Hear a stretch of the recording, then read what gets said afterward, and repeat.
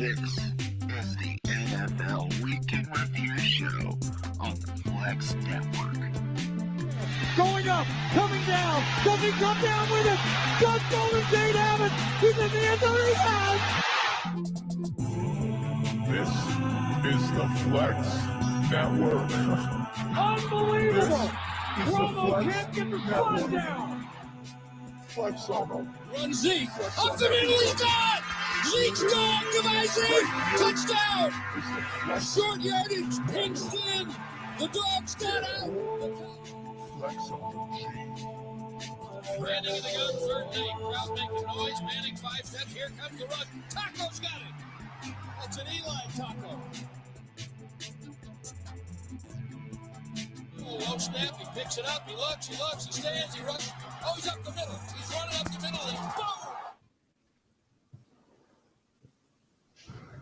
Why, hello there, ladies and gentlemen. The Flex Network is here once again on our Wednesday night NFL recap. The Seahawks were on a bye. A lot of crazy NFL action was going down this week. But first, my man below me, Cowboy Cam at Cowboy Cam 11 on Twitter. Number 11 in your program, but number 1 in your hearts. What is up, Cowboy Cam? Nothing much, man. It's a glorious week because I won the pick 'em, of course, as usual, but at what cost? Because these damn Cowboys are stressing me out. Of course. And the man next to me, the SnowMan at FlexNet_PW Elite on Twitter. AJS Dead Snow on Twitter as well for a little personal love there. Snow, how is it going?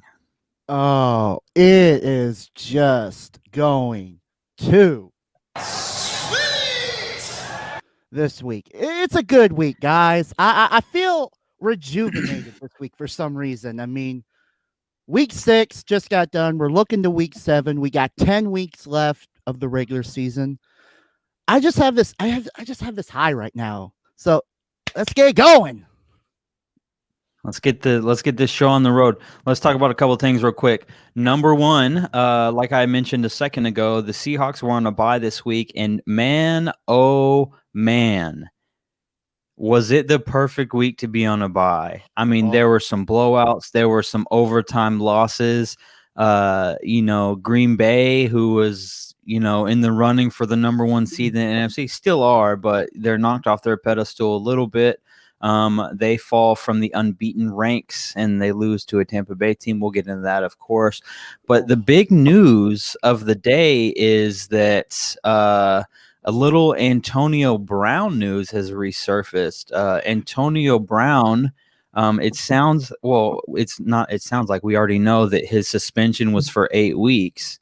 And so we just wrapped up week 6 and we're going into week 7. So that suspension's over within a week or so.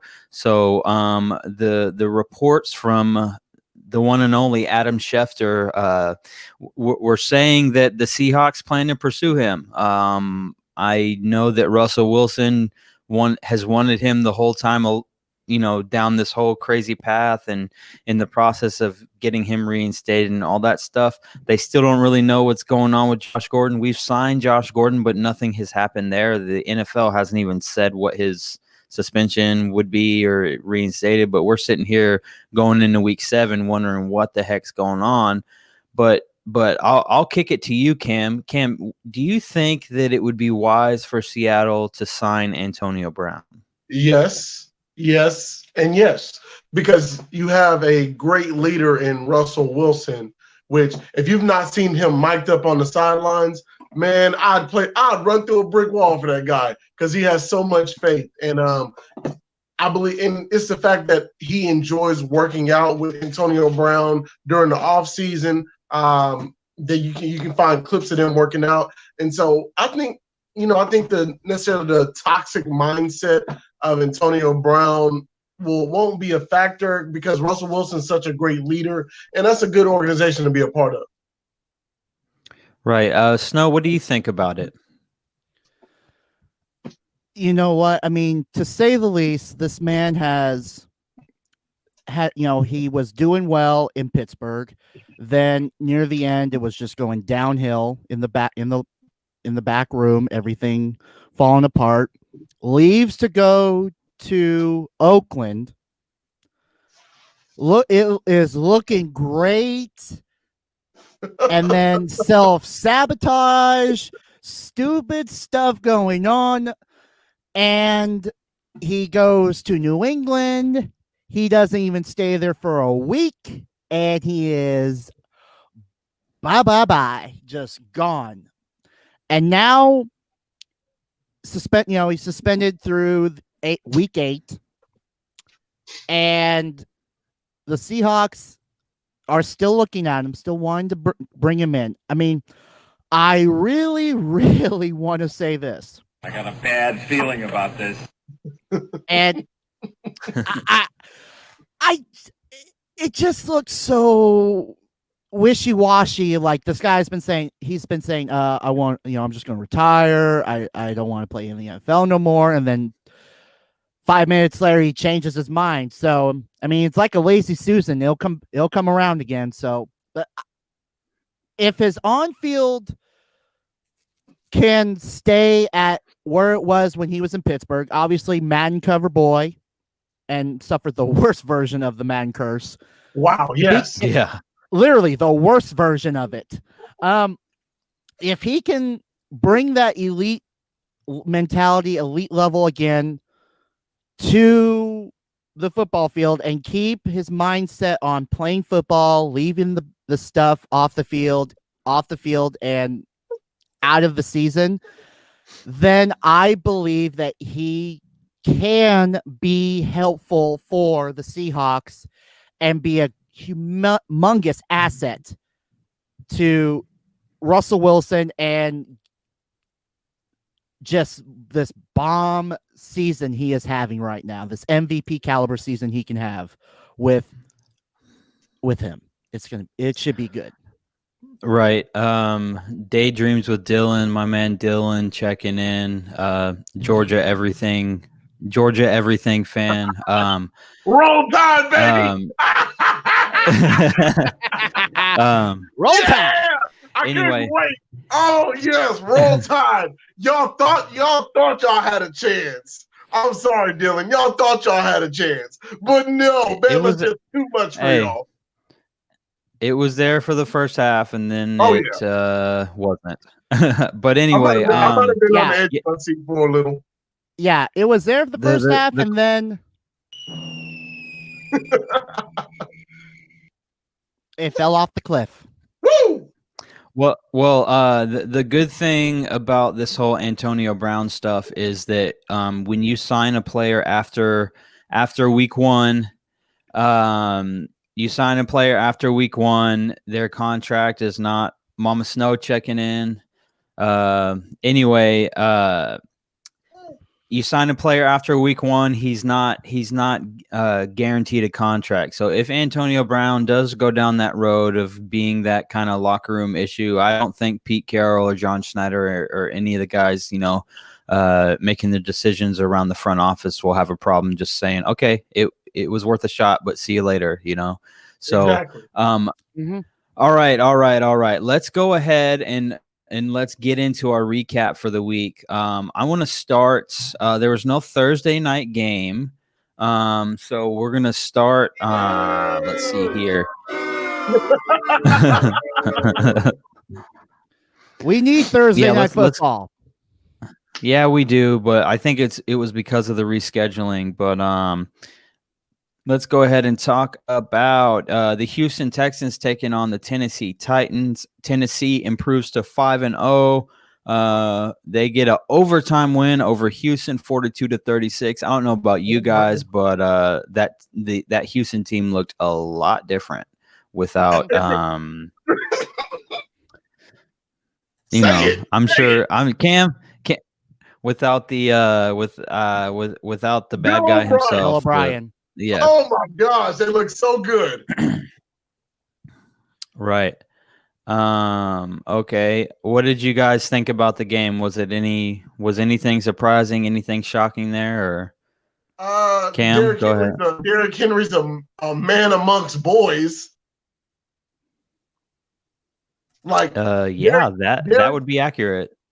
Derrick Henry is what Cowboy fans wish Ezekiel Elliott was. Like, that's the pedestal we wish Ezekiel Elliott was on. Because, Ezekiel Elliott gets paid $90 million. Derrick Henry gets paid like $52 million. But this man's taking 90-yard runs to the house, and then he's going wildcat in overtime and just taking it in the end zone himself. Like, Derrick Henry, I hope he can get in the MVP race. I would like to see a running back win one. The problem with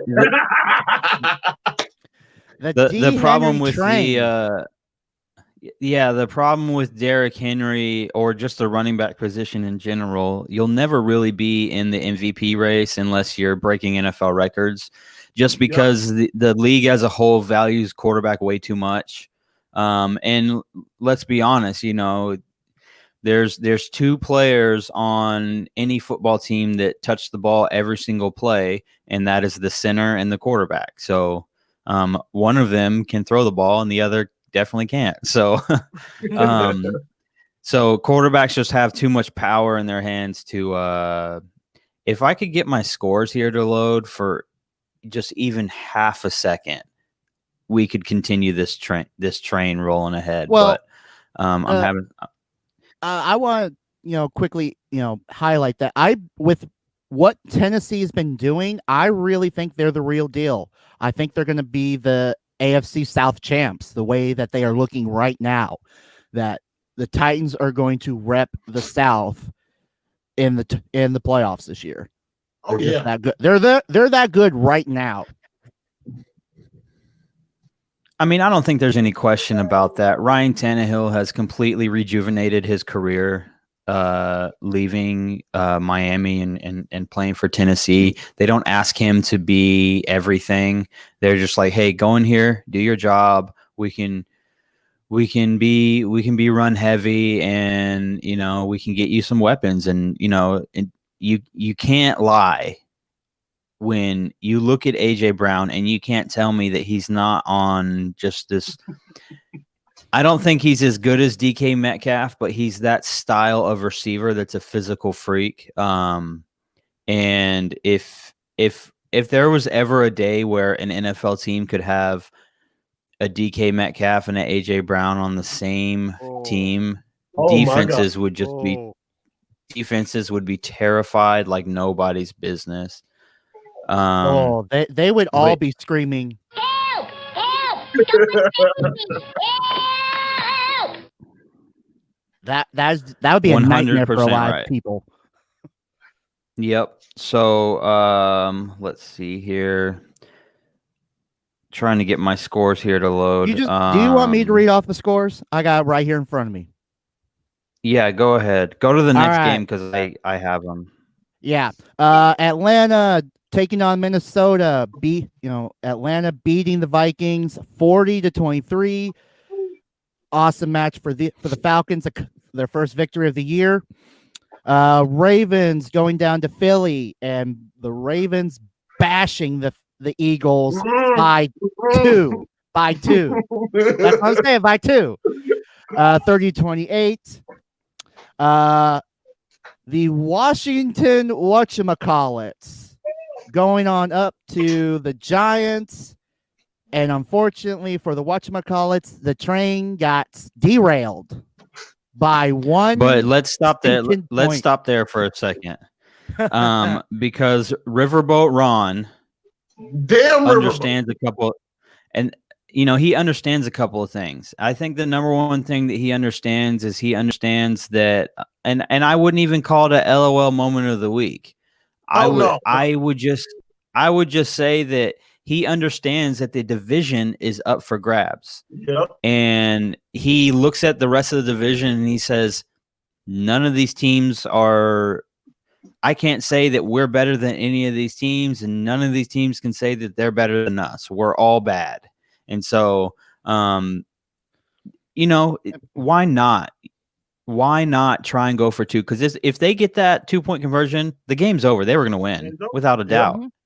They didn't want to go to overtime because they knew they wouldn't stand a chance in overtime. They weren't going to be good. Kyle Allen is not the answer. Put Alex Smith in there. Let that dude win the game. But the problem is they don't want to put Alex Smith in because they know that if that leg gets hurt, you're always going to remember that happened on your watch, that happened on Washington's watch and nobody else's. So, that game was entertaining at the least. But here's the thing. For how the NFC East is looking right now, would you rather, in knowing you have to play them twice, you have to play all of your division twice, would you rather have a chance, say, you know what? I'm going to take a gamble now. It's first game, but because of how the entire division's looking, I'd rather have a chance to go into overtime and let my defense either stop or my offense, try to get down and maybe at least kick a field goal and defense hold. I would rather go for that, knowing that if I miss this 2-point conversion, it's dead over. And I'm now sitting in the basement. So at least if I'm still playing, I'm still having, as long as I have a shot, I would rather kick the field goal knowing that we're this close to to game ending, force overtime, and then go straight, and have another opportunity to either get as far as I can, get a touchdown and end the game, or get a field goal and try to force the Giants to retaliate. So that's for me is my laugh out loud moment of the week. That is my moment because of the fact you were right there. You're 1 point down. You should just take the field goal.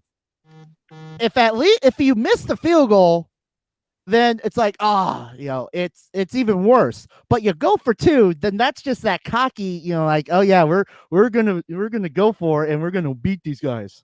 No. Hey, you don't get the name Riverboat Ron. You don't get that name just courteously. He's taking some chances over his career. My thing is, you cannot tell me that Kyle Allen's better than Dwayne Haskins. Kyle Allen is the reason that the Giants won that game because the Redskins were up. The Redskins were up and strip sack fumble. And I'm really picky on my strip sack fumbles. I'll never blame a quarterback that's getting hit within 3 seconds while he's trying to throw the ball and he gets the ball knocked out of his hands while throwing. I'll never blame a quarterback for that. But no, he was back there all day holding on to the ball on the 3rd and long and got strip sacked for a touchdown. And he ends up being the reason that the game is that close, So Ron Rivera, put Dwayne Haskins back, put him back in the game. Like, I'd rather Dwayne Haskins go down swinging than see Kyle Allen do this over and over and over again. I'm tired of it. But do not put out for real. I'm there with you. Yeah, and okay, again, let's keep the train rolling. Go ahead. Yeah, let's keep the train rolling here. Ravens take care of the Eagles 30-28.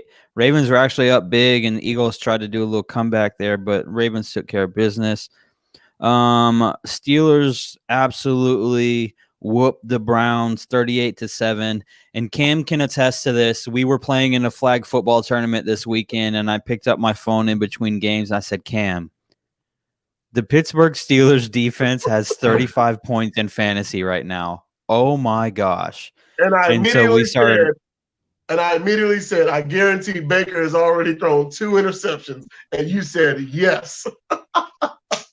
Yep. Oh, gosh. So bad. And then let's go ahead, Snow.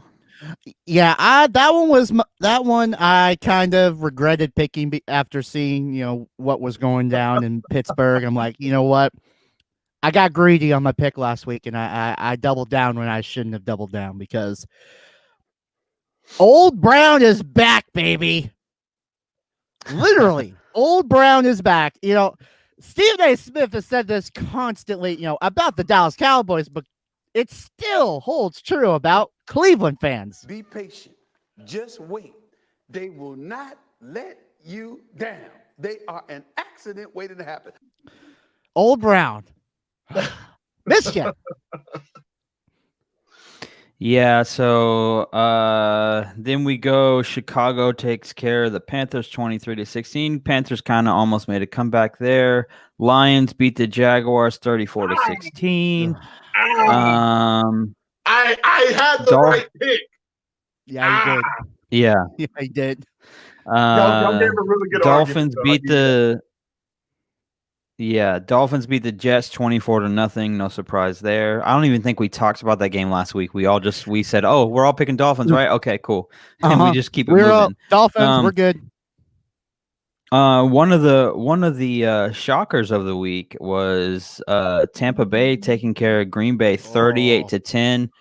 Aaron Rodgers throws a ball a little bit behind Devontae Adams, pick 6, comes out next drive, throws another interception, which wasn't hit. I think it bounced off of someone and they caught it, so it wasn't really A-Rod's fault.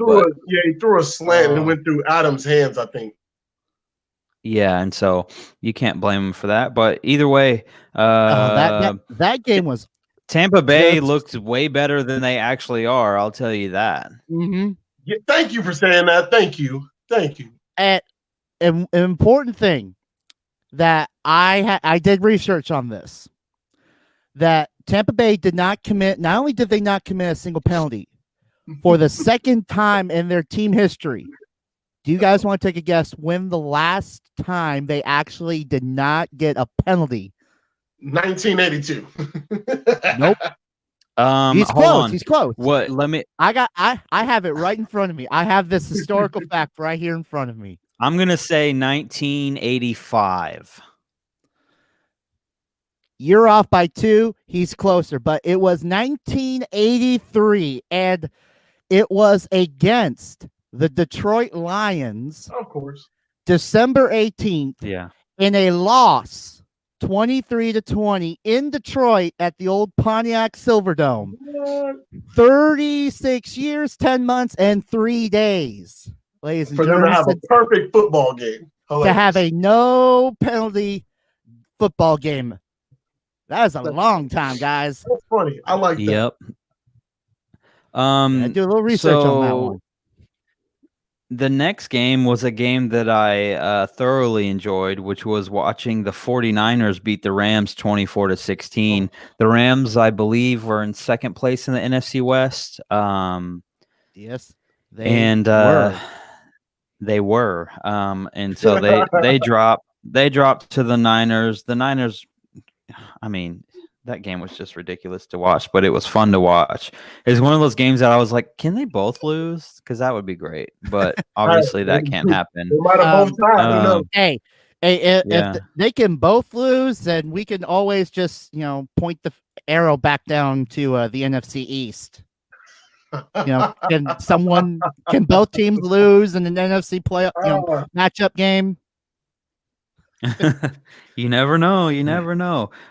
Okay. Last 2 games of the week, the Chiefs beat the Bills 26-17. Pretty close game for at least 2.5 quarters, and then the Chiefs pulled away. Josh Allen looked good for about a quarter, and then the rest of it was not that great. Let's see. There was not a Le'Veon Bell sighting in that game. He was inactive for the game, so maybe this next week we'll see something.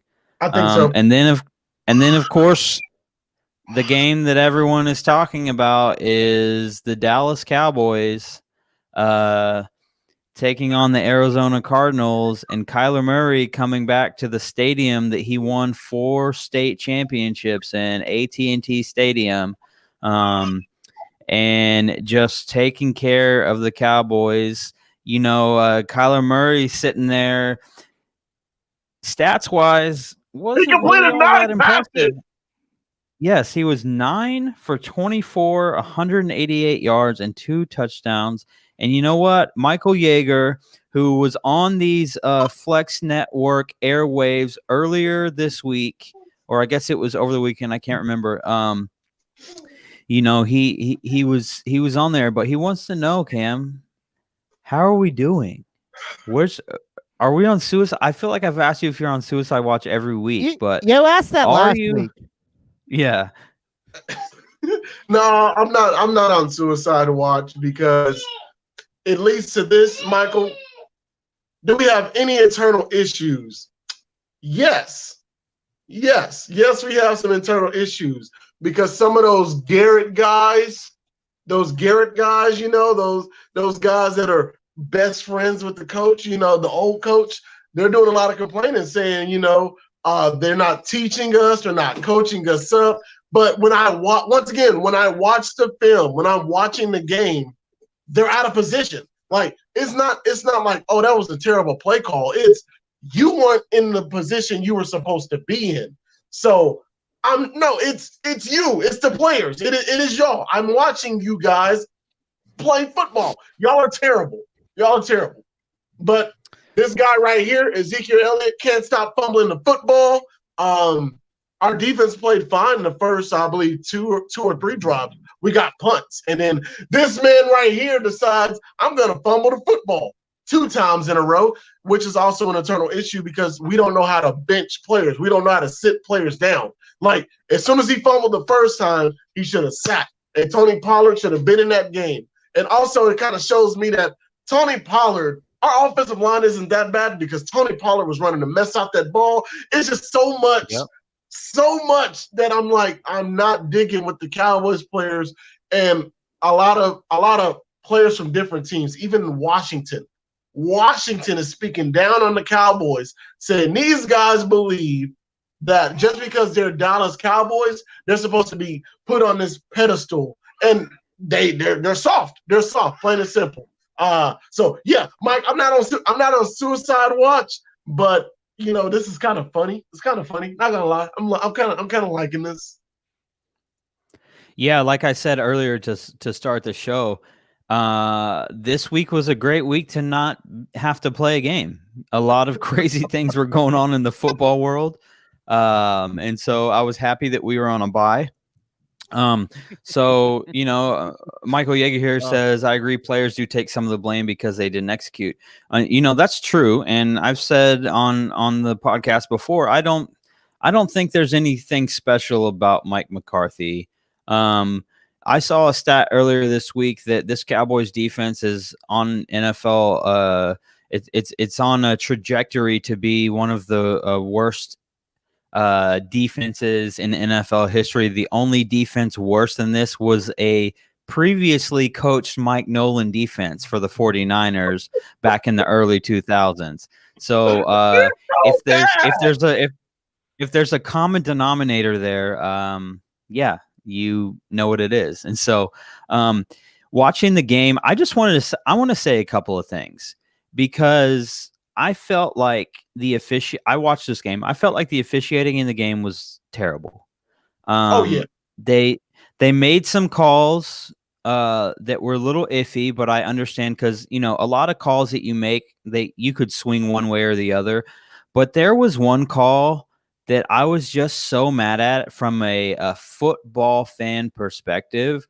They run a pass play, Cowboys on offense, and CeeDee Lamb he's lined up in the slot and he has a post route.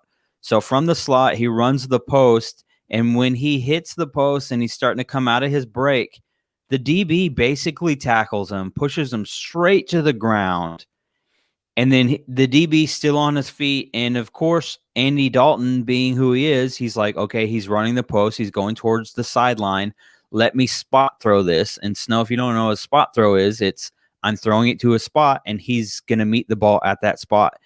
9 times out of 10, if he's not tackled on the play illegally, he will catch it. He'll catch it, get his feet down. He'll go out of bounds. It would have picked up a good 25 or something like that, first down. But of course he throws a pick and there's no flag thrown, no question about a flag, no nothing. And I was just like, dude, they're already bad. Like help us.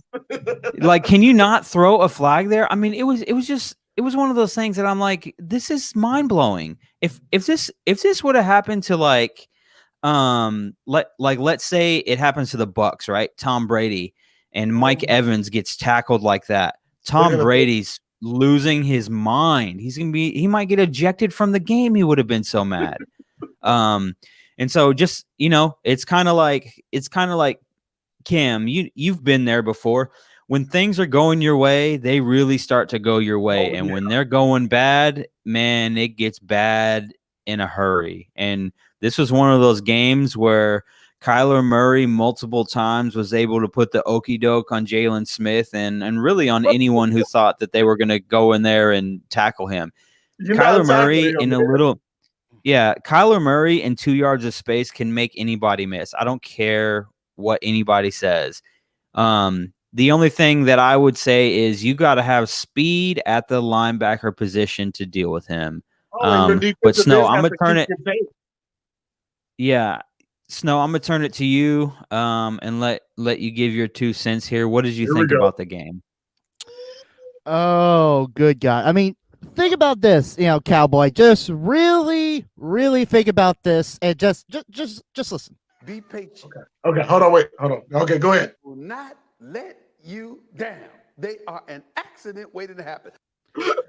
Because for the not 1, not 2, not 3, not 4, and that's only including the points turnover that they had down in Big D, but that is 5 straight losses for Mr. Andy Dalton on Monday Night Football. And it tied for the worst loss at A&T Stadium in 96 games that they've had in that stadium. They haven't hit 100 yet. They are 4 games away, home games away from hitting 100 games inside that stadium. And I just want to get you to really think about this. How many victories do you think you have in that stadium? Not in playoff. I'm going to ask that after regular this. season. Regular season. How many victories and losses do you have? You play 8 home, 8 away. So, and this is the 96th game. It's 96 games. Include with playoffs, with the playoffs. They have to be, I want to say 70-26, but I got to remember that 4-12 season. So hold on. They're probably about. I want to guess too, for the record. Yeah, I'll get you to guess too, but I want to see what this man. I'm gonna say they're how big the ego is. 65-21 in that stadium. Okay. Mike, not only do I think Cam is dead wrong, I think he's way off. I'm gonna guess. You said 96, Snow? 96 games with playoffs. But I'll get the playoffs. I mean, granted, it's only how's 4 how's games. this for some math? Our guy Michael Yeager here. Yeah, as much as we want to say that, Michael, Michael, unfortunately that's not right. Sorry. I'm gonna say I'm not gonna do the math, but I'm gonna say they're probably somewhere. They're somewhere around 35 wins. Nah, that's too many. That's too. Well, you're both somewhat close. With 96 games, and I'm going to get to the playoffs in a few seconds because it's only 4 games. I heard that. You, Cowboy Cam, at AT&T Stadium are 51-41 with 0 ties. So you are 10. That's got 8 and 8 written all over it, dude. Yes, it does. You are 10 games away from going 500 in your own stadium for regular season games. We're gonna see how close we get this season. So, but we're only at 92. Well, where's the 96? We have 4 playoff games. And you know what? I will be a soft spot and say that you are 3-1 in your stadium for playoff games at home. But Okay. now that So the good let's news is, the feel good moment for Mr. Dallas is down. Is okay. You might want to go start tossing some more stuff in that fire that's out back, because you had a bad game. Gosh, I hate you so much this week. Go ahead, Snow. Sorry. And the fact that it's you are the NFC least. I'm sorry, it's just gonna get worse. It's going to get worse, man. It's so bad. So I would just start saying, "You're killing me, Smalls." And no, we suck again. That time. You're right. And I just hate to say this, Dak Prescott is probably at home laughing away, because we could say this is our offensive line is banged up. Well, this is the same offensive line that Dak Prescott was playing with. For all you Andy Dalton people out there that was like, oh, Dalton could be better. I never want to hear that again. Never. Colin Coward, I never want to hear that again. Because he literally said Dalton could replace Dak and get the same production. No, you can't, because we can't even get So I'm pretty sure Dak Prescott's at home. I don't want to say he's laughing because he cares about the Cowboys, but that's his value. That's his value to that football team. That no matter what, he's going to be in every single football game that they play. We weren't in that game at all. It was not even close. So Dak's agent, you might have been right. He might be worth every single penny.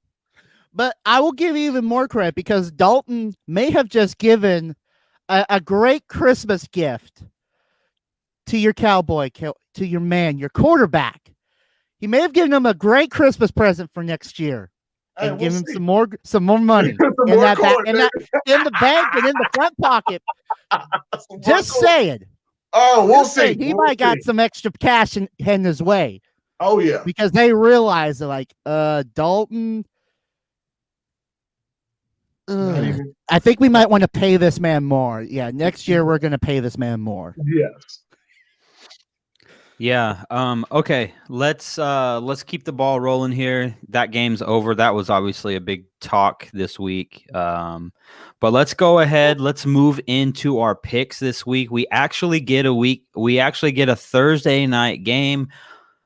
Although it is living up to its garbage name on Thursday Night Football, we get a NFC East matchup. Oh. Exactly. Slobber knocker, baby. Tomorrow night is a slobber knocker of a matchup. Yeah, so we get the Giants and the Eagles going head to head. Philly is favored by 4.5 points. Oh, man. Oh my gosh. I mean, that game is going to be bad, but it is what it is. There's not a soul on Philadelphia's offense that's probably going to be healthy. I mean, they're probably, who knows who they have. One of their more productive players at receiver is Greg Ward, who everyone forgets is a transitioned quarterback, played at the University of Houston. And it's like, he's your best receiver. Like, this is terrible. But I'm going to start with Cam. Cam, who do you have in this one? I know the Giants are just now coming off a win, but the Eagles are building off of some close wins against some tough opponents. They barely lose to the Steelers, and they barely lose. They lose by 2 to the Ravens, It was a terrible 2-point conversion call, I think, but they barely lose that game. And so I think they'll come in, even though they're riddled with injuries. Doug Peterson, I don't care what nobody says, Doug Peterson will have his boys ready to play. And I think they take care of the Giants with ease. Okay, Snow, what about you? So you're going Phil? Yep. All right. Well, as much as I really, really want to be going on and joining the cheesesteak heads in Philadelphia in this literal We're starting early. Here we go. Here we go. And snower of a game. The fact that Philadelphia has won 7 straight on the Giants. And you know what? I'm joining you, Cam. Give me them Eagles. Yeah. Yeah, I'm gonna join both you guys. I'm gonna say Philly in this one. Philly seems to just be kind of like they come out very slow and do a lot of dumb things early in games, but late in games they seem to kind of figure some things out and try and put some points up and things of that nature. By no means are they a good team, but they're playing another bad team, a team that barely got a win, probably shouldn't even have a win. If you had a better 2-point conversion call there. But I am going to go Philly in this one. We all go Philly across the board. Let's go to the next game. You got the 5-0 Seahawks taking on the 4-2 Cardinals. The NFC West matchup. Seattle is favored by 3.5 points. Arizona has been known to give Seattle a little bit of a headache. You got Kyler Murray, who's not really passing the ball all that well, but he is mixing in the run and all of that stuff as well, making him more of a threat. When we were talking about the Cowboys in our last segment there, one of the things that I've always said with fast quarterbacks, elusive quarterbacks, the Lamar Jacksons, Kyler Murray's, any of the guys that like to run, you have to have fast linebackers. If you have fast linebackers on top of your defensive ends playing a contain, you can get after that quarterback because it's not hey, I'm going 100 miles an hour trying to get this guy, but I am as soon as the ball is snapped, I'm looking to seeing what he's trying to do, and then I'm going after it. Because Kyler Murray leaves, a lot of meat on the bone when it comes to passing. And a part of that is because he's just in year 2. He will figure it out, and he'll be a better passer as time goes on. But his accuracy, if you look at his accuracy numbers and compare them against other top 15 quarterbacks in the NFL, they're not very good. But he just needs more time, and that's all it is. I'll start here. I'm gonna take Seattle in this one. They're playing in Arizona and favored by 3.5. I think Seattle wins that game. And then let's see, Snow, I'll go to you next. Is there any question? Russell Wilson is 6-1-1 on the road in Arizona, and it's gonna be a just beautiful music going on down in Seattle because it's gonna be bittersweet for the Cards. Give me the Seahawks. All right, Cam. Yeah, Snow. Yeah, Flex. Yeah. Come on, you want to jump on this Tyler's so Hawk good, train? man. Tyler's so good. But hey, what's better than a 4-2 team? A 5-0 team. 5-0. No. Yeah. But you know what's also even better? A 6-0 team. Oh, yep. That's big talk there. 6-0 going down to the toaster. If Chandler Jones wasn't out for the season, if he was playing this week, I would have it a little close. But nah, I'm going to take the Seahawks. I think they take care of business. This isn't really a good matchup for Kyler Murray. Bobby Wagner. All right. Yeah, Seattle across the board then. Okay. Next, we have the 2-3 Detroit Lions taking on the 1-5 Atlanta Falcons. Atlanta favored by 2.5 points. Snow, what you got? Oh, this one's very interesting. I mean, Falcons coming off their biggest win of the season, their only win of the season. Detroit seems like they've found something, and they're rolling with it right now. The last three of the last 4 matchups between these two have been decided by 7 points or fewer. I don't know what's going on with Atlanta, but right now I feel like they may get a win here and there. I do not like how they're going to be playing against this kitty. So, give me that lion. All right. Oh, okay, Cam, who you got? Man, Mike, we hit on this a whole lot. We wonder what the record is of teams that just fired their coach, and it seems like they play really well after the coach is gone. I made the mistake though of not picking Detroit last week. I'm back, Detroit fans. I'm back. Give me the Lions over the Falcons, but I still think it'll be a close game.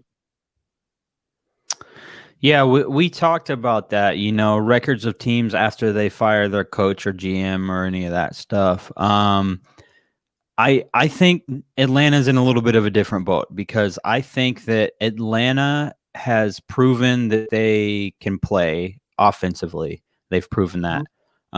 They've put up points on pretty much every team that they faced outside of week 4, I believe, where they really struggled to really get any points.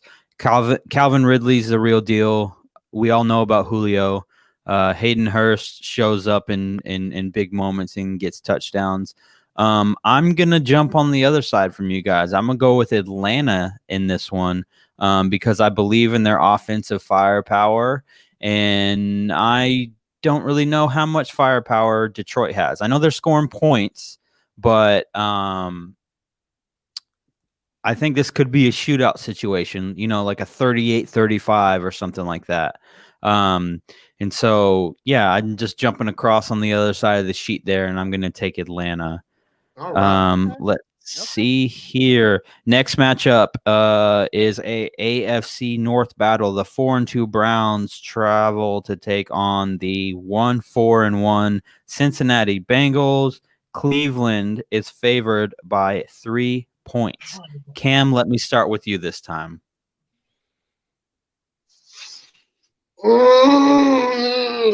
Gosh.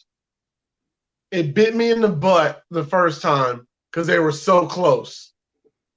And I just believe Baker is so average to below average. The Cincinnati Bengals could have won last week. They've been in every single game that they played, which is shocking. You know what? I'm going to do it. Give me the Bengals over the Browns. Give me the Bengals over the Browns. If they force Baker to beat them, they'll win the game. What the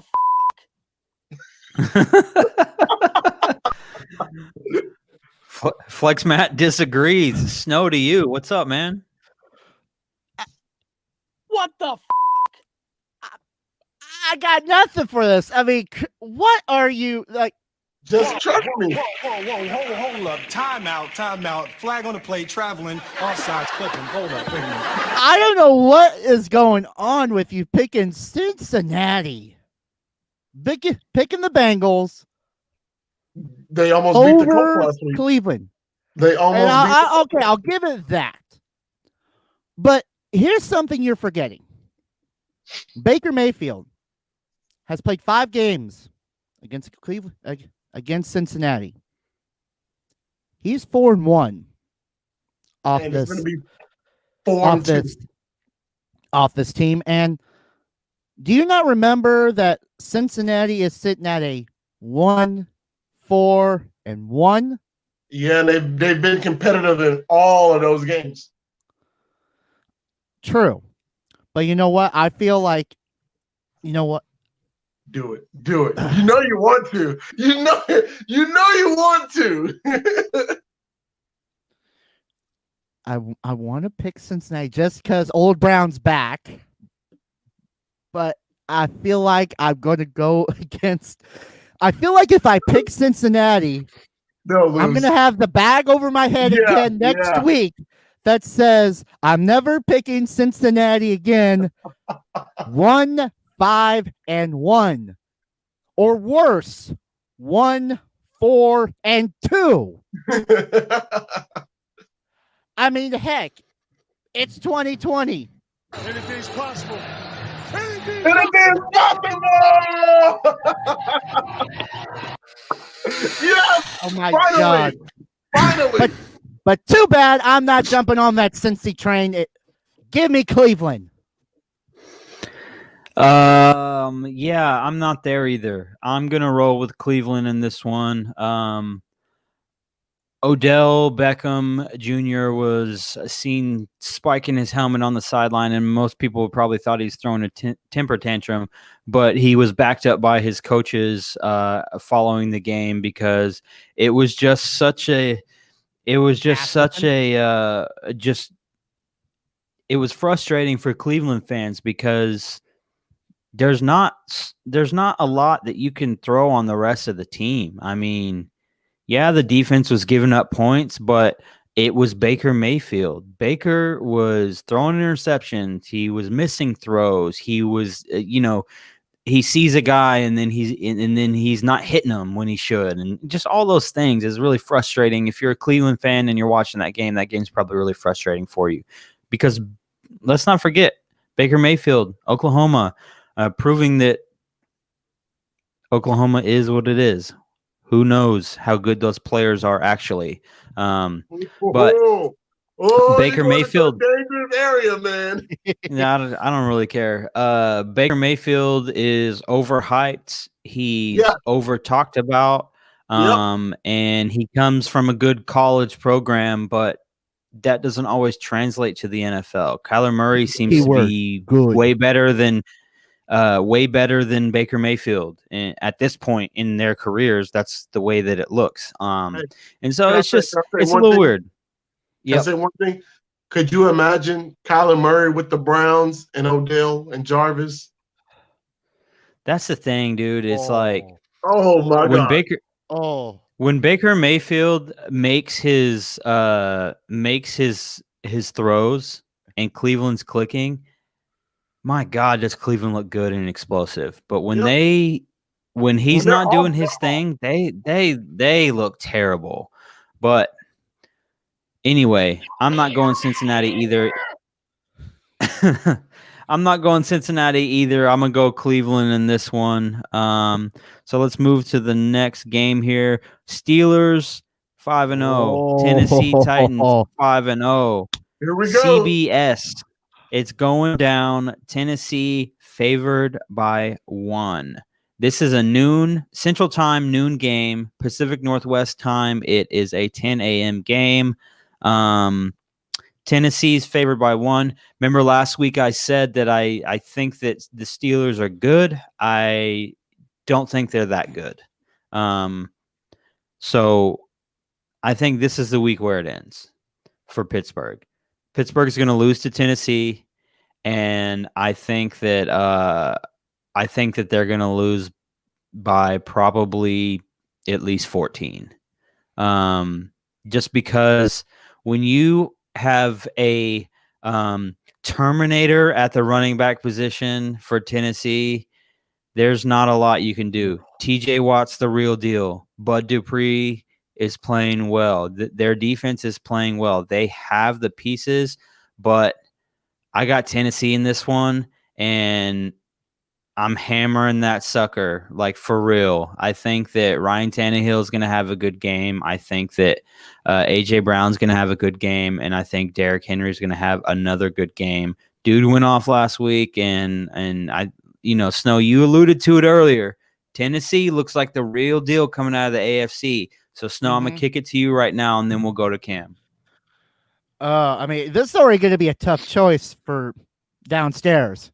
But I said this earlier, and the way that Tennessee has been looking, I believe that they are the real deal Holyfield out of the AFC right now.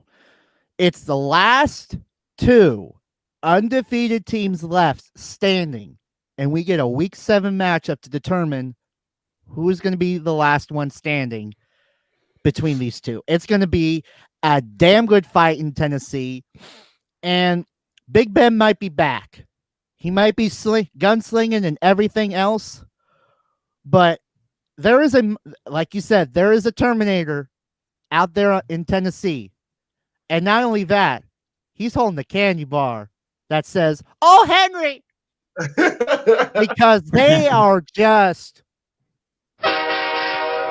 rolling in Tennessee. They are just going. So give me swords up. I'm swinging with the Titans. Yeah, but Cam, before you go, real quick, I just want to say that I think that Big Ben, I think he's doing his thing, but I think part of the problem is Juju Smith-Schuster, who's their number one receiver. He's just inconsistent right now. I think they could be doing a lot better. But he's just so inconsistent, and he went from healthy to questionable this week. I don't know if that's just precaution or what it is, but it's just a scary thing, and so it's hard to really know how good they are. But this, when we're talking AFC and you're talking to the end of the year, Tennessee could be your 1 seed and Pittsburgh could be your 2 seed, or it could be the other way around. Who really knows? But to me, it just looks like a really tough matchup for Pittsburgh. I know we Pops will probably check in on you sometime this week, letting you know about this game. But go ahead, Cam, tell the people who you think's gonna take this game. This is tough. The Steelers lost Devin Bush for the season to an ACL injury. He's their middle linebacker. If you know how the Steelers defense works, it's that middle linebacker has all of the field, basically. You have to be the most athletic guy on the field, which is why it sucked when they lost Ryan Shazier a couple years back. And so I don't know who the backup linebacker is. You got Derrick Henry coming to town. But also the Titans lost Taylor Lewan to a torn ACL as well. Oh, yeah, that too. But you know what? Hey, but you know what? I think that I watched some of that Pittsburgh game this weekend, and Devin Bush, dude, was flying around. I mean, absolutely flying around. They ran a receiver screen, and from the middle linebacker position, he barely moved, and he immediately knew what the play was, and he shot to that thing in a second and just ran through the dude that tried to block him and tackled him for like a loss of 2 or 3, and I was just like, it's over. I mean, that Devin Bush, or not Devin Bush, or yeah, that is his name. Devin Bush is he's just flying point A to point B, takes no false steps. He's just just on a rope, just straight there, just like untouchable. And so go ahead, the people want to know, Cam, where are you at? Give me, you know what, both of these are two teams I've been rolling with, and so give me the Steelers. I'm gonna go opposite of you two again. Give me the Steelers. Chase Claypool has to have a good game though. Okay. Chase Claypool, you think he's got another 3 touchdown game in him, or what's going on there? He needs at least one. Okay. So let's move from that one. Next, we have the 3-3 Panthers taking on the 3-2 Saints, and New Orleans is actually favored by 7.5 points. I don't know about you guys. That seems a little tough. Snow, I'm going to let you start on this one. Panthers, Saints. Who do you have? You know what? Going and seeing, how the Saints have been rolling. I mean, 3-2. Teddy Bridgewater, this is going to be his first start against his former team. And I have said this before. I haven't trusted Carolina that much. I have not trusted Carolina, what they're doing. And you know what? Just like how I came in last week, I'm rolling down to the Big Easy because I'm with them Saints. Okay. Cowboy Cam, Saints, Panthers. Saints favored by 7.5. I know your little cowboy heart there you got hates you some New Orleans Saints. So drop it on us. Let us know who you got in this one. I don't trust the Saints. That's the thing. I don't trust them. Man. And I really like Carolina. I'm going to stay safe. I'm going to play it safe. Give me the Saints. But I don't trust them. This one's so tough for me because I'm like you, Cam. I really want to go Carolina. Yes. But man, that Alvin Kamara. This is going to decide who's sitting at 2 in the South.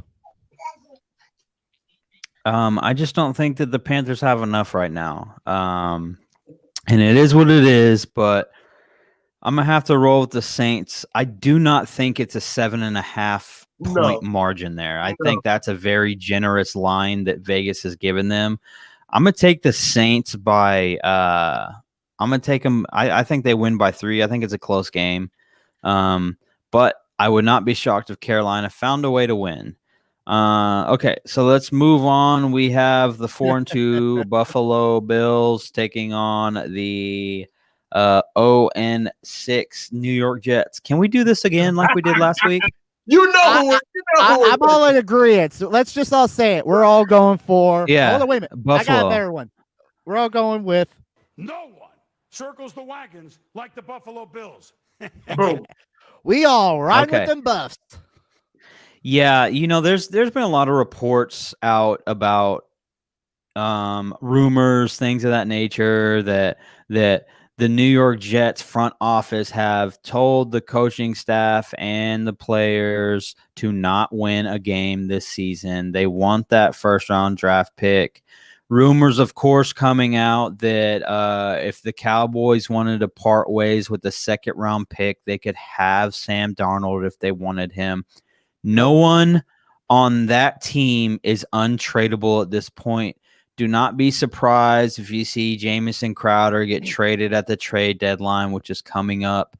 There's a lot of things going on, but there's absolutely nothing about that Jets team that anyone can feel positive about. I guess Jamison Crowder is good, and I do believe in Sam Darnold, but I don't believe in him with that team.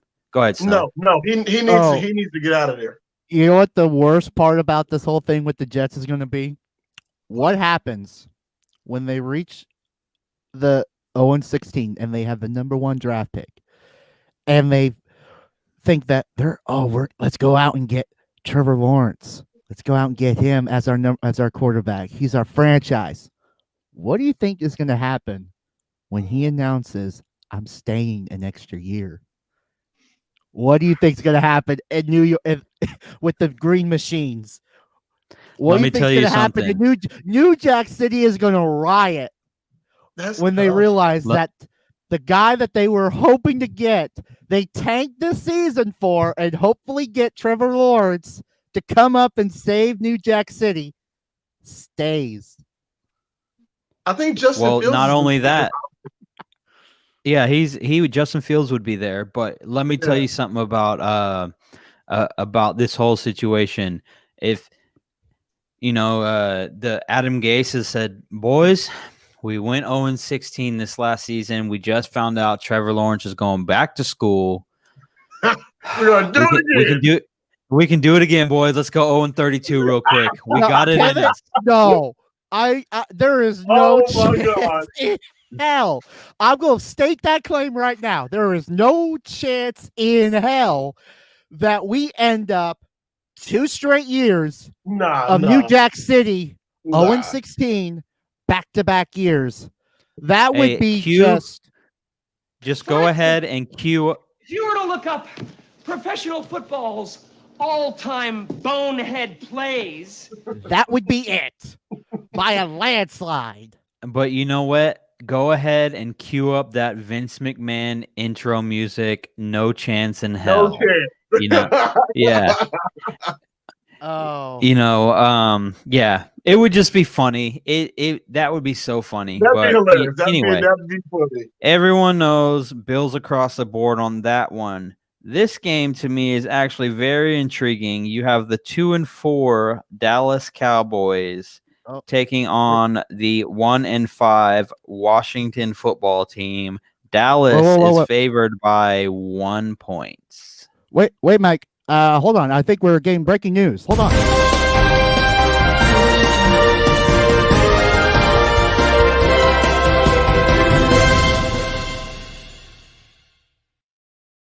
Oh, yeah, we're getting some breaking news because this pick is going to be very, very important for the nation to understand because the last game before the presidential election goes on, there is a debate that we must have because the Washington whatchamacallits have a rule. And let me be very clear on this pick.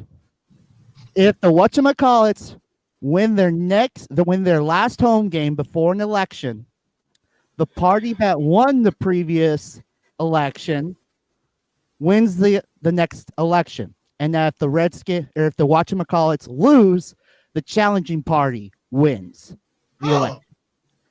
However, there is a 2.0 version of this rule. When the popular vote winner does not win the election, the impact of the whatchamacallits game on the election gets flipped. Okay, I got you. I understand. So this pick is going to have substantial ramifications for the nation as we all sit here and wait to see how we're going to pick this game and who do we think is going to be sitting in that presidential chair. Where did you even find this information? Oh, you dig. You find some weird stuff. Oh my gosh. Literally, and let me be very clear. It's the name of it is the rule. I could not even fathom that the fact that this existed, but I literally just found it out of the blue, and here we go. And since this game is the last home game for the whatchamacallits before the election, and it's happened 19 times, and 17 of those the rule has applied. Jeez. Yeah. Oh. And right now it's on a 2 straight losing, or it didn't work the last two elections. They the last 2. Yeah, because in 2012, Obama won. Washington did not win, and the incumbent party won. So the rule was not upheld. And then, of course, last year, Redskins won, but the incumbent party did not win. So the rule was not upheld. So, well, yeah. Cam, let's first. Yeah, we're going to start with you. We want to hear it. I was going to do a deep dive, but that was a lot of information that we took in. So basically, this is the worst matchup for the Dallas Cowboys. Your O-line is gone. Brandon Knight is getting surgery. So you're on your third string left tackle. The Washington whatchamacallits have one of the best defensive lines in the NFL. Young at that. So, no. The Dallas Cowboys are not going to win this game. Give me Washington. Wow. This is just a really bad matchup for the Cowboys. Snow, go ahead. Wow, I never thought I'd hear those words again. Cam going with the whatchamacallits. I like them. I like Ron Rivera. I like where they're going. All right. Yeah. This past week, of course, the fact that Dalton got his butt spanked on Monday Night Football. He can't move. Yeah, he can't. And the fact that Washington looked okay in their game. What was it that they lost by? What? 1. Oh, yeah, 1 point. They lost by 1, and they took a gamble, which failed miserably. And you know what? While I do not want to go with, the weird pick. Right now, the weird pick would be to go with Dallas because they're not playing on Monday night. So maybe Dalton can actually come out and show out. But for the sake of sanity, I think just in case the man next to me decides he wants to hop on this train too, because hop aboard whatchamacallit train. Give me DC. This one. Pick those Cowboys. Dude, everything inside of me really wants to pick the Cowboys because after all of the negative stuff that's been going on, you know, the anonymous players basically coming out this week and saying that the coaches have no idea what they're doing. They don't know how to adjust on the fly. They don't teach anything. They don't coach anything. They're bad at their jobs. Then So Mike bad. McCarthy coming out and saying, well, they could just talk to me, blah, blah, blah. Hey, and Cam, this brings me to something I was thinking about earlier. Think about this. I want you to think. Do you have a sister, Cam? Yes, I do. Okay. Let's pretend that your sister and your wife are in the same room and they're both mad at each other. And you're the only person in between them. And so your wife is saying, what's your sister's name? Asia. Okay, Asia. Okay.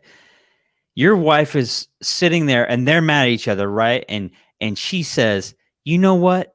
Tell Asia that I'm not coming over for Thanksgiving, right? And then Asia says, you know what? Why don't you tell Jackie that she's not invited anyway? And that's exactly what is happening in this Dallas Cowboys players in contact in context with their coaches, and it's like they're using this woman Jane Slater, who's works for the NFL Network, and she's a DFW girl, so she knows the team, she knows the organization, and they're using her. Or they're using the radio stations to communicate back and forth with each other. And you know, all Mike McCarthy has to do is he just has to say, okay, listen, team meeting. And everyone's going down there, team meeting time. Everyone put on your mask, your little things where you can't be within 6 feet of each other. Wear your little bracelets and your anklets. Put your masks on. Put your gloves on. Whatever you got. We're going down here. We're doing a team meeting. And if I'm Mike McCarthy, I'm going to take the microphone and I'm going to say, okay, let's air it out. And but then just everyone, that's logic. I understand that. It's logic and it doesn't make any sense, but. Oh, I agree with you. But people don't keep it real like that. So nobody's going to raise their hand or grab the microphone. Nah. But you know what? Give me Washington. I'm sick Oh. and tired of it, but give me Washington. But know that I want to pick the Cowboys in this game. Everyone's hopped aboard the DC train. And Mike, where you were going with Cam and his family, I would have been like, this would be Cam right now when that happens. Oh, sorry, wrong one. Oh no, you had it right. Help! Save me, help! Save me! Help! Yeah, he would have needed some serious help. Oh my gosh. We are all jumping on the DC train. Yeah. Okay. Yeah. Let's move to our next one.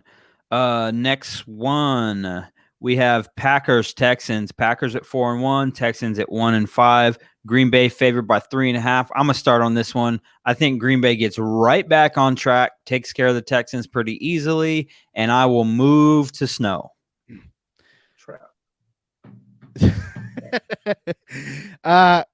Yeah, Green Bay has a thorn in its side thanks to Tampa Bay and Tom Brady deciding it was about time to end Green Bay's ass whooping that they've been laying down. So give me Green Bay. It's a comeback week for this bad man named Aaron Rodgers.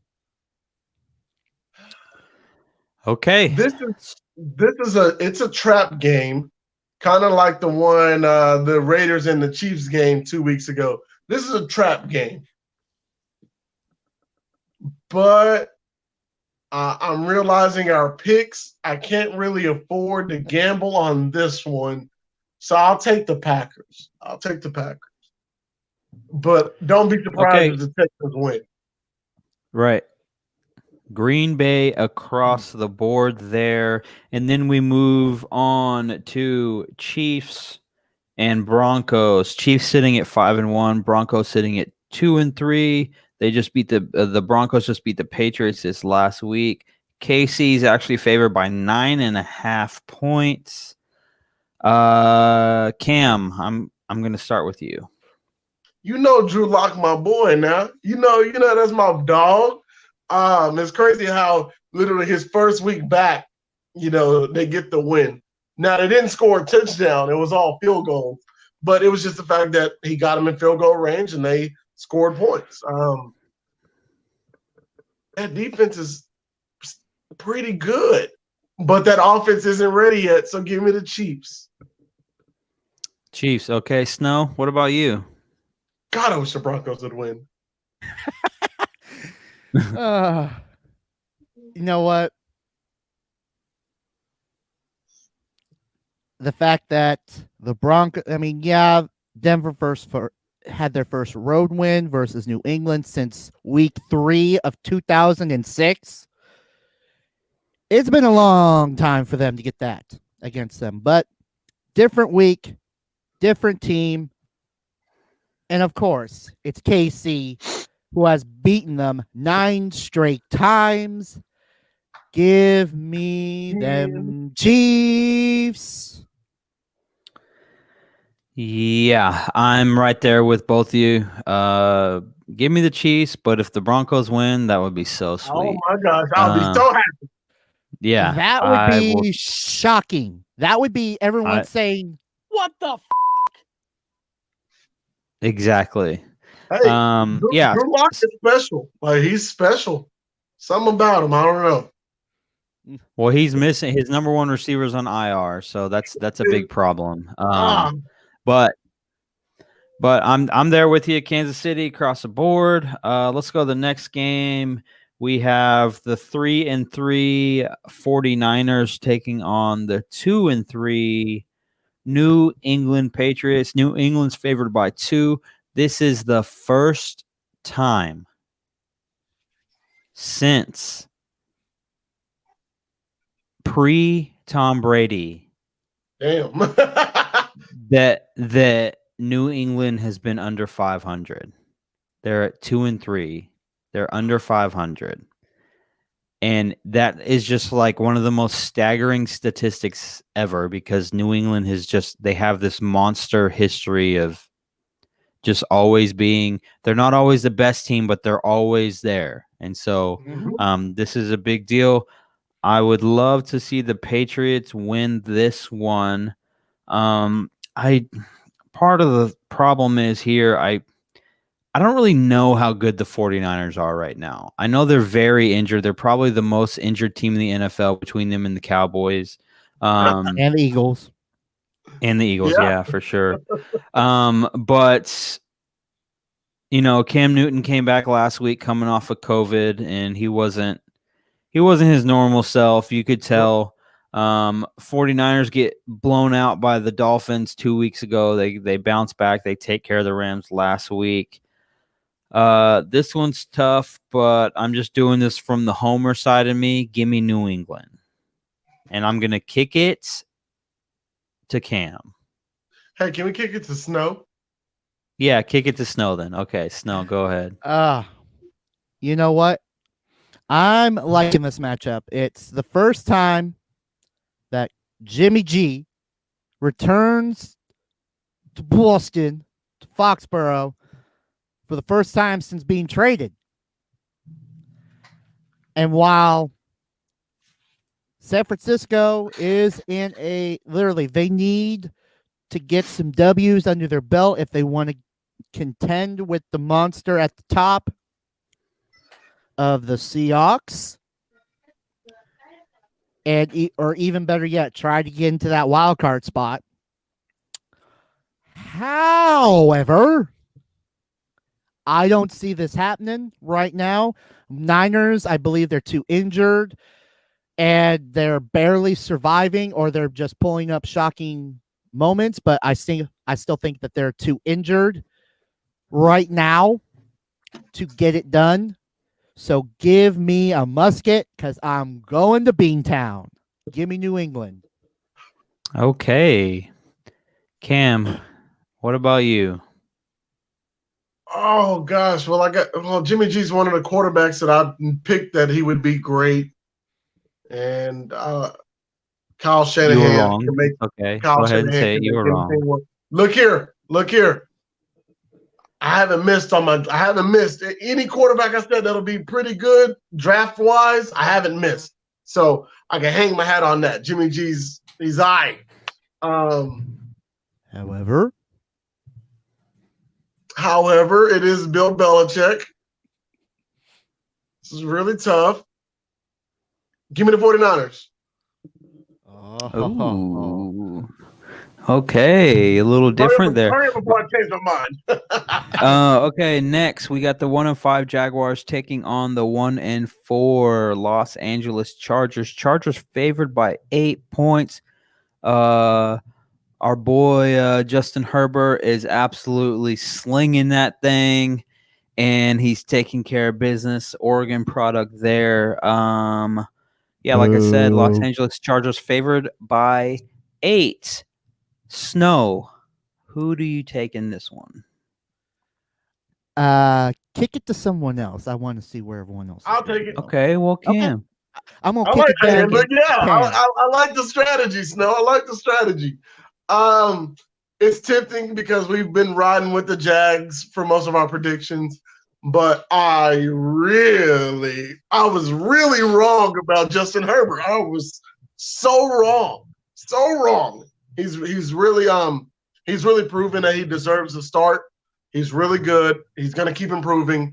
Give me the Chargers over the Jags just because I think the Chargers defense will take care of business. Yep, I'm there with you. I think the Chargers defense is something to fear big time.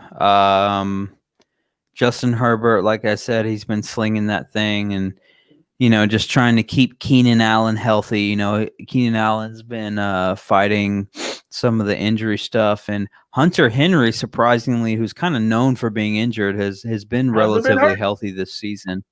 I'm going to knock on wood for you. Hold on. Wait, let me knock on this wood real quick. There we go. All right. Yeah. I'm going to take the Chargers in this one also. I see a big day coming for Justin Herbert and pretty much anyone who could catch a football on that team. Snow, you're up. Who do you got?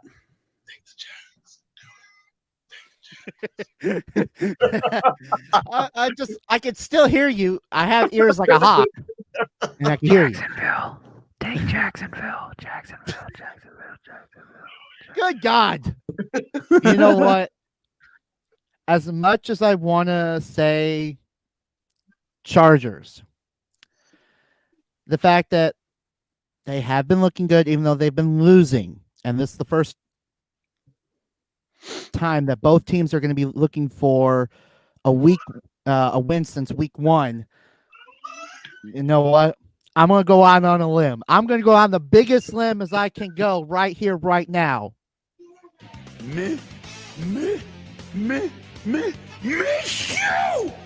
I'm still rolling with Jags. Give me Jacksonville. I'm not even mad at you. I'm not even mad. And you know what? It's about time that someone else on this show takes any type of risk, okay? Because I've handed weeks to Cam. I've handed weeks to Snow because I am going for a couple of risky picks. You guys are so conservative, but you know what? It's about time that someone takes a risk over here. And Snow, I applaud you for that. Several games opposite of y'all. Yeah, but you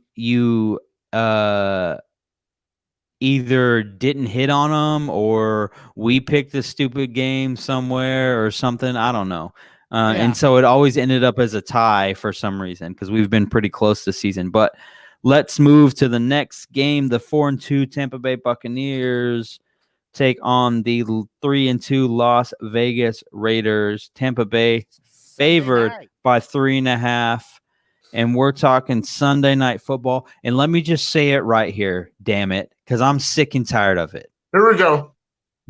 Give me I almost said a bad word. Give me the Las Vegas Raiders, and I'm Yes! done even talking about it. Yes! We're going black and silver over here. I believe in John Gruden. He's doing such a good job coaching this year. I still don't think Derek Carr is very good, but maybe John Gruden is unlocking him or something like that. But I'm going Raiders on this one. Cam, go ahead. Kick it over here. You're darn right we're going to Raiders, baby. Yeah. Black and silver all the way. We're going to take that. They're going to take down Tampa Bay. A lot of people are like, oh, Tampa Bay blew out Green Bay. But really, Green Bay gave the game away and didn't play with any energy after that. If one thing the Raiders play with is energy, they're going to bring it. And I'm looking for a big game from Mad Max Crosby, baby. So, yeah, give me the Raiders. I think we know where Snow's going in this one, but for you know what? Let me just giggles, let's hear it. Yeah, just for giggles. But just for giggles, the last time we had a Vegas pick, I made the mistake, the huge mistake of making it a business decision and picking against the Raiders. And what happened? They stunned KC in KC. And the fact that I almost got burned by my mom. Literally, almost. She was like, she was coming with fire. But I learned my lesson. This is going to, and you know what? You're in trouble. I think we're all in trouble for that matter. Say the Raiders. However, y'all chose against them last. Oh, we didn't choose them last week because they were off. They had a bye week. I think she meant 2 weeks ago. 2 weeks ago. So no, do not pick the Raiders. The business decision. She doesn't want us to pick them because she thinks so end up losing if we do so. It's too late. I already picked them. Yeah, it's a clean. I'm already locked in. Literally, it's a clean sweep because we're going Raiders here. This will be the first game for Mr. Gruden versus Tampa Bay since leading them to Super Bowl. Woo! So, give me the Raiders. I love it. There's nothing better on planet Earth than hearing Chris Berman get hyped up talking about the Raiders. I just love it. Oh, man. Yeah, so okay, final game. We need last week, same thing. Yeah. We need total points scored combined between both teams. We have the 5-1 Chicago Bears on Monday Night Football taking on the 4-2 Los Angeles Rams. The Rams are favored by 6 points. And Snow, go ahead. Oh, I'm going to kick this one. I'm going to kick it over to Mike. Yeah. Okay, I'll take it. I think that who's the quarterback for the Bears? Nick Foles. I think he's absolute garbage. I think that Jermaine Ifedi, our former what was he, right guard? Our former right guard is 100% a penalty machine, a liability at any offensive line position. And I'm going to go with, you know what? A part of me thinks Chicago's fake. Their defense is real. It's just a matter of time. It's just a matter of time of before the offense completely just can't do enough. I think the Rams are a little bit annoyed from last week that they lost to the 49ers. And I want the Rams to lose again, but man, here comes the business decision. Ridiculous. Business decision says that, man, I think it's a 3-point game, but I think the Rams win. I'm going to take the Rams, unfortunately. Cam, you're up. All right, what's your total score? Oh, I didn't do a total score. Why don't you just tell me the score? I will calculate it. I have it right here. Yeah, I'm just gonna tell you total points. We're gonna go 42 total points. Okay. Okay. 42. Man, I'm more excited to just see Aaron Donald and Khalil Mack. Good Lord, this matchup is gonna be fire. But part of me, like you said, part of me wants to believe the Bears are real. But when I watch them, they don't seem real. So Allen Robinson's going to be covered by Jalen Ramsey. So Robinson really won't be a factor in the game. Yeah, give me the Rams 49 total points. 26-23. Yeah, 49 total points. Okay. How many points again? SnowMan. 49. 49. Well, I can tell you the score right now. I can tell you the total points. Wait, you said 29 or 49? 49. 49. Well, I hit the wrong button. 29. I'm going to go 48 points. Oh. 48 points. I think this is going to be a good game. However, I'm going to go out on another limb. I'm going to double my bet. I'm double down, baby. Because it worked for me last week. And you know what? The defense, something right now, can win championships. And guess what? I'm going with the monsters of the Midway. Give me the Bears. Cam, did you pick a team to win, or did you just give the points? I picked the Rams. He chose the Rams. Okay, he picked. Okay, so as much we as both I went like Rams, the Rams, you went Bears. I want Chicago. Okay, there it is. That's it. We are the Flex Network here. I am Flex Mike. That is a SnowMan next to me, and down below me is Cowboy Cam. You can find us on Twitter at the Flex Network 1. You can find me on Twitter at FlexMike11. Cowboy Cam on Twitter at CowboyCam11. Tune in tomorrow night as the SnowMan goes live, talking the world of professional wrestling at FlexNet_PW Elite on Twitter for him. Find us on the Flex Network on YouTube, anywhere where you get podcasts, Facebook, all over the place. And Cowboy Cam has his own Facebook page. Search Cowboy Cam on Facebook. And as for us three, we will catch you guys later. Peace out.